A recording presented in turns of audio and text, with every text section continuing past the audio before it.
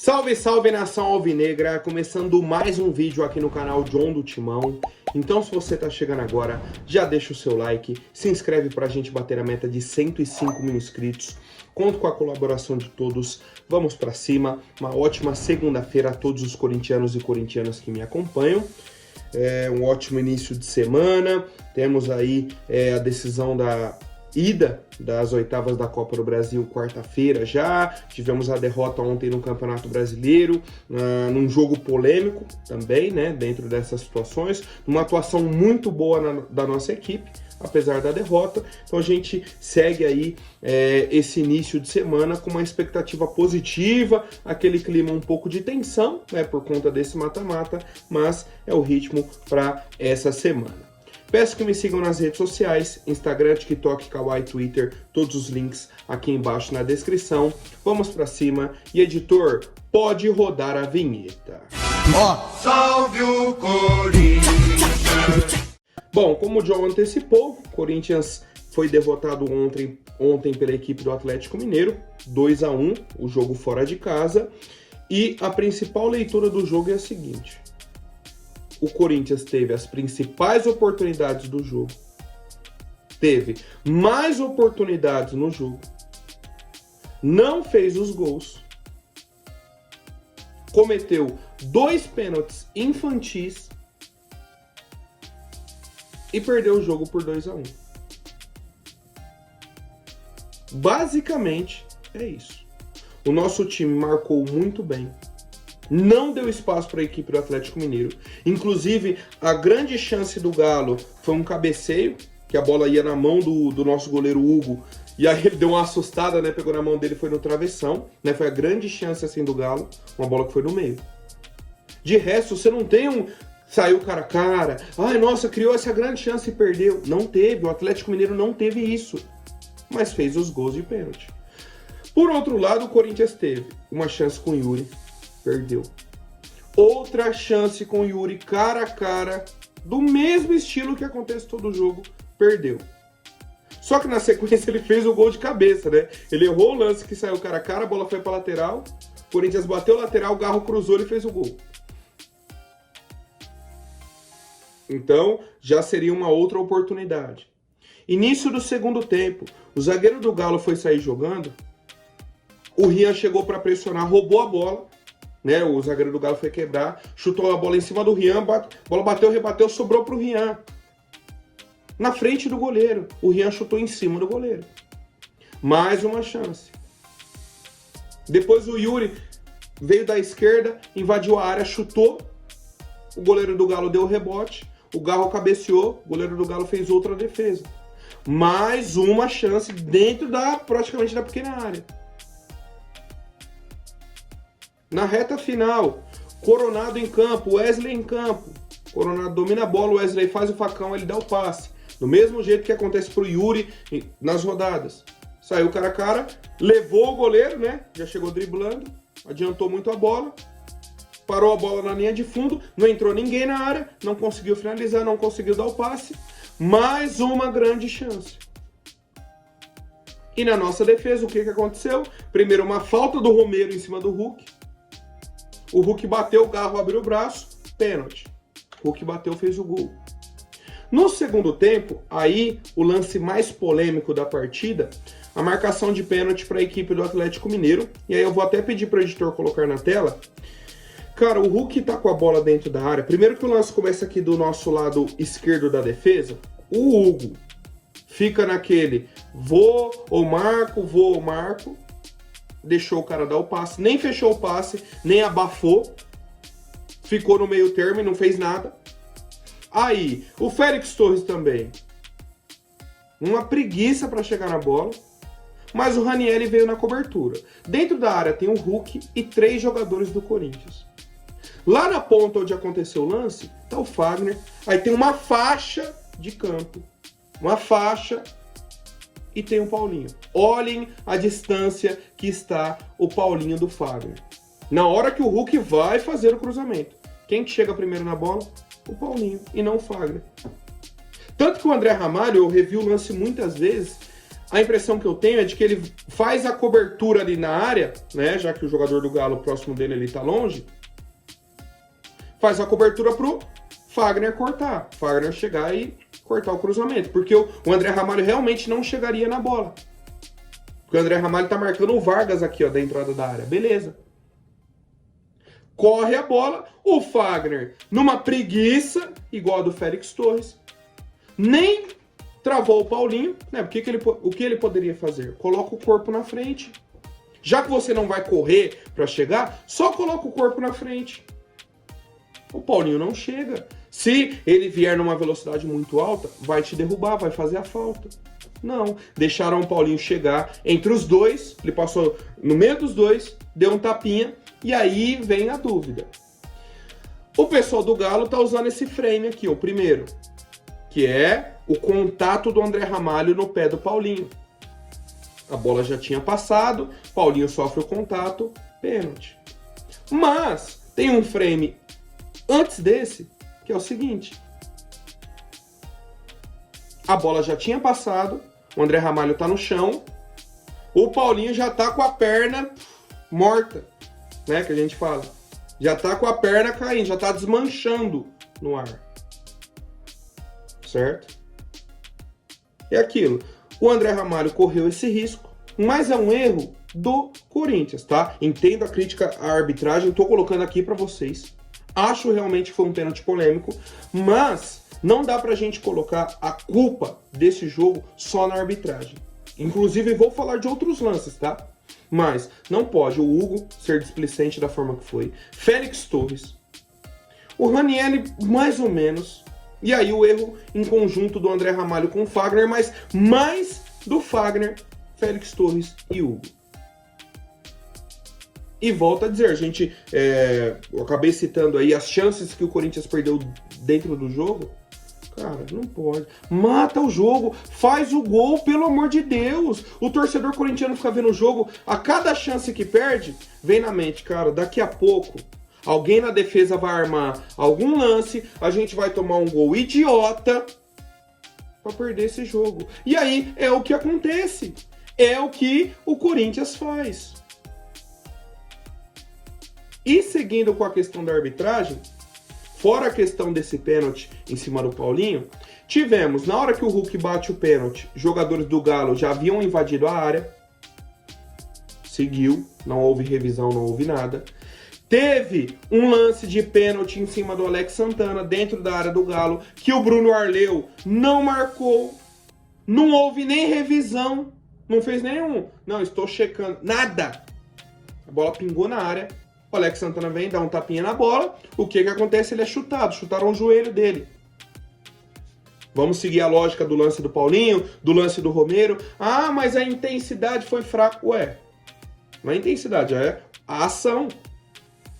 Se ele deu o pênalti no Paulinho porque tem o contato do André Ramalho com o Paulinho, mesmo que o Paulinho já venha caindo, então teve o contato no Alex Santana. Por que não tem revisão? Por que ninguém marca? Por que não vai ter nenhuma polêmica hoje nos programas de futebol? Por quê? Porque foi contra o Corinthians, hoje tá tudo bem. Não, pênalti claríssimo no Paulinho, o primeiro do Garro não tem nem o que discutir, mas esse do Paulinho existe a discussão, né? Porque eu coloquei aqui o Paulinho já vem caindo, ok. Mas o do Alex Santana ninguém vai nem falar. A invasão na área não vai falar. Que o árbitro deu 6 minutos de acréscimo e não teve jogo nesses 6 minutos, ninguém vai falar. Ninguém vai falar. E aí o que eu trago é uma declaração do Verratti, centroavante do Vasco, que enfrentou o Grêmio ontem. O Vasco perdeu pro Grêmio. E ele falou o seguinte, ó. Um jogo que não conseguimos jogar por conta do campo, pelo rival e pelo árbitro. O campo tava um pasto, certo? Um pântano, né? Melhor dizendo, porque estava todo molhado. O jogo não correu, a bola não correu no jogo de Grêmio e Vasco ontem. Muita chuva. Na verdade, nem tanta chuva, mas o gramado simplesmente não tinha condições de jogo e jogaram. Poça. Todo lugar assim no campo tinha uma poça. A bola não corria. Enfim. E aí o Verratti falou, ó. Eles só reclamaram depois da partida contra o Corinthians no meio da semana. Choraram toda a semana. Não se pode jogar futebol assim. Apitou tudo, fez tumulto, muito anti-futebol. Parece que você tem que chorar para que te ajudem um pouquinho. É impossível jogar futebol assim. Foi uma partida que o campo também não tinha condições de jogar, mas os jogadores e o treinador do Grêmio reclamam a todo tempo. Uma lástima. O que eu comentei no meio da semana passada. Não é sem querer, não é que o Grêmio acha que realmente está sendo prejudicado no campeonato. Não, isso é método. Isso funciona no futebol brasileiro. O time que reclama, na rodada seguinte, o árbitro que está apitando fica com medo. Vai apitar tudo a favor daquele time. O Abel Ferreira faz isso à torta e direito no Palmeiras. Tudo que acontece, ele vem na coletiva e fala. No jogo seguinte, na dúvida, o árbitro não vai contra o Palmeiras. Cara, isso já foi visto assim, ó, em diversos exemplos.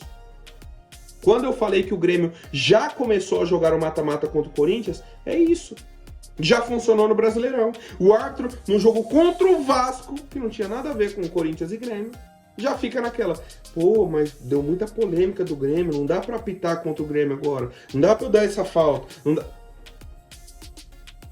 É isso que acontece no futebol brasileiro, tá? Tivemos muitos lances polêmicos. Não acho que foi só pela arbitragem que o Corinthians perdeu. Acho que não foi... a arbitragem não tem nem... não é nem a principal culpada. Acho que o erro continua sendo do nosso ataque. Criamos muitas chances e não matamos o jogo. Colocamos o Galo à frente do placar, com 1-0. O Galo não tinha criado nada. E o Corinthians deu o primeiro gol.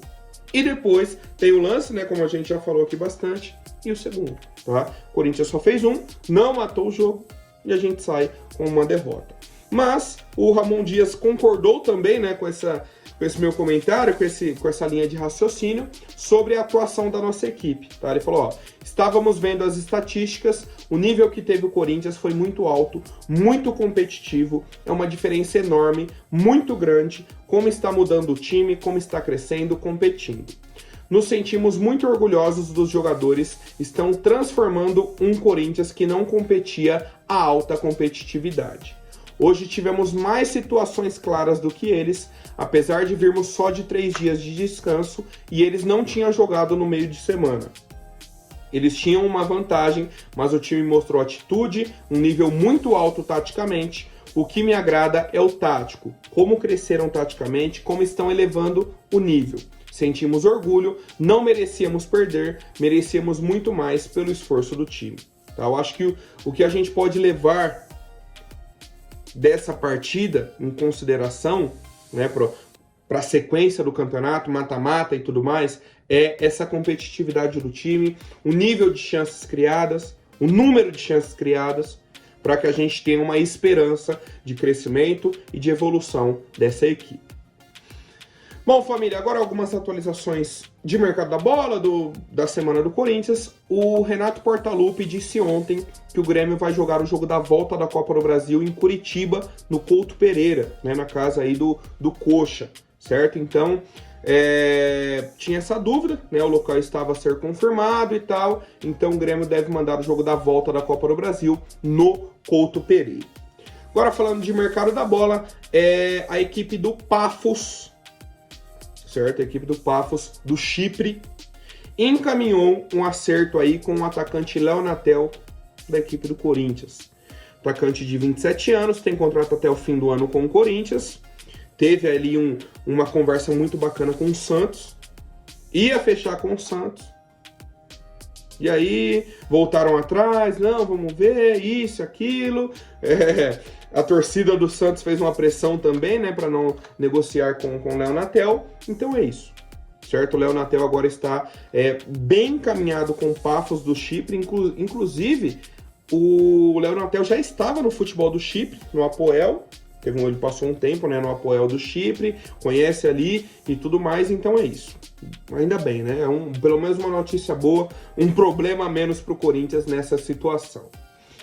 Sobre os jogadores que podem chegar ao nosso time, o Macedo trouxe aí nesse fim de semana que o Corinthians avançou na negociação com o volante Cuéllar, colombiano, da equipe do Al-Shabaab, já trabalhou com o Ramon Dias, já teve uma conversa muito bacana com o Corinthians fez a primeira proposta ao Al-Shabaab, o Al-Shabaab chamou o Corinthians novamente para conversar, porque entende que pode dar negócio, né? Então a negociação está bem otimista pelos dois lados.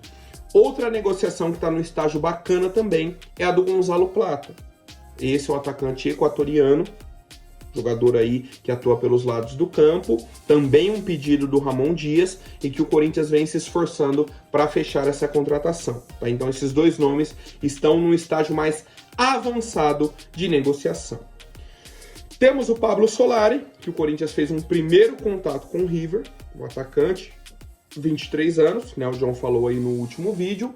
E o Corinthians também abriu conversas com o lateral esquerdo Enzo Dias, que também atua no River Plate da Argentina.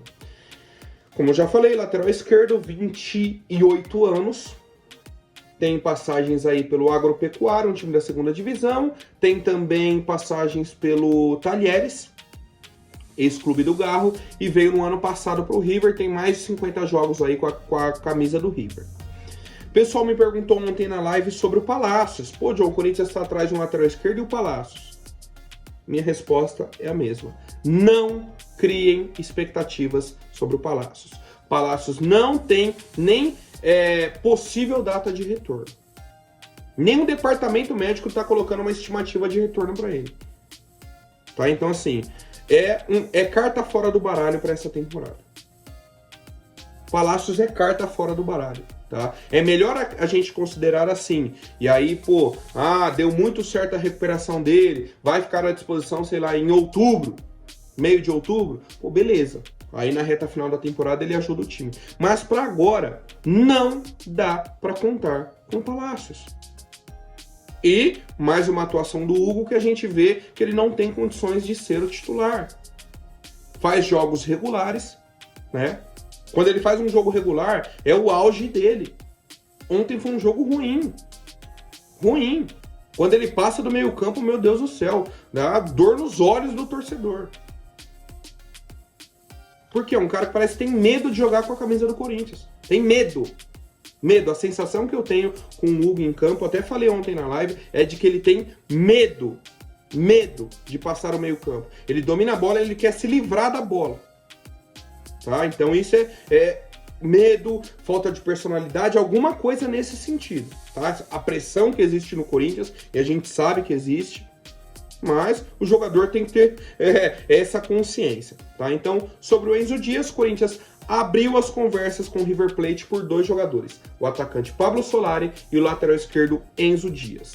Conversas iniciais, tá? Para entender ali se existe o interesse deles de vir para o Corinthians também, qual que é o salário, possível tempo de contrato, para aí, né, abrir a negociação oficial com o River e apresentar uma proposta. Então, negociações avançadas com Cuéllar e Gonzalo Plata, negociações iniciais com Enzo Dias e Pablo Solari.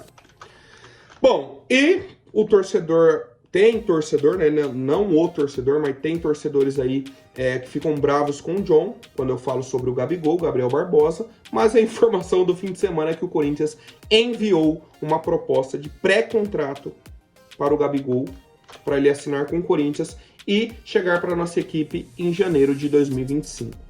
A gente lembra que ele tem contrato com o Flamengo até o fim do ano. Na última semana eu falei, pô, não faz sentido o Corinthians ir atrás do Gabigol agora, porque ele já tem 7 jogos no Brasileirão, já jogou na Copa do Brasil. Ele só poderia jogar pelo Corinthians na Sul-Americana. Então não faz sentido. Só que, já pensando na próxima temporada, o Corinthians enviou essa proposta para que ele assine de graça com a gente pro ano que vem, né? Chegaria de graça porque o Corinthians não pagaria nada ao Flamengo. Ele estaria livre no mercado. E pelo lado do jogador, o pessoal disse que ele se animou com a proposta. E existe a possibilidade real disso acontecer. Vale lembrar que o Palmeiras também está na jogada. O Palmeiras também está ali interessado em trazer o Gabigol de graça. E eu acho que tem o Cruzeiro também que corre por fora, né? O Cruzeiro demonstrou interesse nessa contratação, mas o principal concorrente do Corinthians no momento é o Palmeiras para esse nome do Gabigol. Tá? Então a gente aguarda mais atualizações, certo? O Corinthians segue buscando um jogador, um fazedor de gols, um matador ali pro ataque. Não é o Pablo Solari. O Pablo Solari é uma outra opção. E não é o Gabigol, porque o Gabigol não chega para agora.